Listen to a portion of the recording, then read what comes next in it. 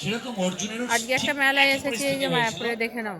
অর্জুন বলছে যে আমি এদেরকে কিভাবে হত্যা করব, আমার লাগবে না, আমার হস্তিনাপুরের এই সম্পত্তি লাগবে না, তার থেকে বেটার আমি এটা পরিত্যাগ করে, আমি সমস্ত কিছু পরিত্যাগ করে আমি চলে যাব জঙ্গলে, ভিক্ষাবৃত্তি অবলম্বন করবো, মানে ভিক্ষা করে জীবনযাপন করব, কিন্তু আমি যুদ্ধ করব না। অর্জুন ঠিক করেছিল না? কার কার মনে হয় অর্জুন ঠিক বলেছে বলুন? হ্যাঁ, পেছনে একজন মাতাজি জব ব্যাগ নিয়ে আছে, উনি গীতা পড়ে নিয়েছেন, উনি বলছেন যে অর্জুন একদম ঠিক বলেছে। আপনাদের কার কার মনে হয় অর্জুন ঠিক বলেছে? আপনার মনে হচ্ছে, সবার মনে হচ্ছে না, সবাই হাত তুলছে না, আপনার মনে হচ্ছে, আপনি হাত তুলছেন পেছনে, ঠিক বলেছেন একদম। ওই পরিস্থিতিতে, অর্জুনের পরিস্থিতিতে, বা আমরা যে স্থিতিতে আছি, আমরা যে পরিস্থিতিতে আছি, আমাদের এটাই মনে হবে যে হ্যাঁ উনি ঠিক ডিসিশন নিয়েছেন। কিন্তু ভগবান কৃষ্ণ যখন গীতার জ্ঞানটাকে প্রদান করলেন, তারপরে অর্জুনের কেন মনে হলো, যখন তাদের দেখেছিল তার হাত থেকে হাত কাঁপতে শুরু করেছিল এবং হাত থেকে গান্ডীর ধনুক খসে পড়েছিল, রাইট? কিন্তু যখন কৃষ্ণ তার ব্রেন ওয়াশ করলো, তাকে তার যখন গীতার জ্ঞান বললো, তারপরে সেই ব্যক্তি আবার গান্ডীর তুলে নিয়ে তাদেরকে হত্যা করার জন্য কেন প্রস্তুত হলো?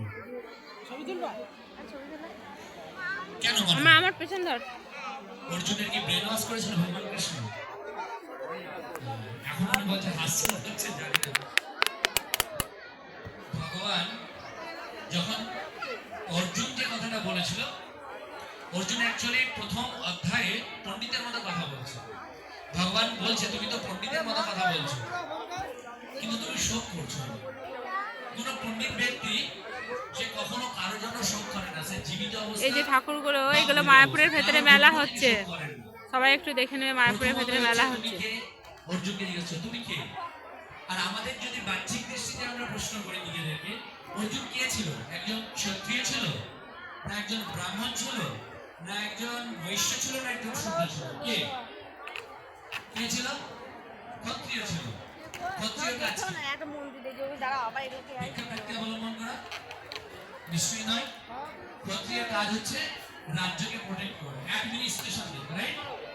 তাহলে অর্জুন যে ওই সময় দাঁড়িয়ে যে ডিসিশনটা নিয়েছে যে আমি অ্যাডমিনিস্ট্রেশন চালাবো, আজকে আমাদের দেশের প্রধানমন্ত্রী, মুখ্যমন্ত্রী এখন যদি তাদের সেই সিংহাসন ত্যাগ করে গিয়ে যদি বলে চলো কাল থেকে আমি এই মাথা উন্নয়ন করে সাধু সন্ন্যাসী হয়ে যাবো, ভিক্ষাবৃত্তি অবলম্বন করবো, সেটা কর্তব্য থেকে কি করলো?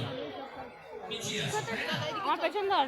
অর্জুন যদি কুরুক্ষেত্র যুদ্ধে দাঁড়িয়ে এরকম একটা পরিস্থিতিতে, যেখানে তিনি দাঁড়িয়ে বলছেন আমি যুদ্ধ করবো না, আমি যুদ্ধ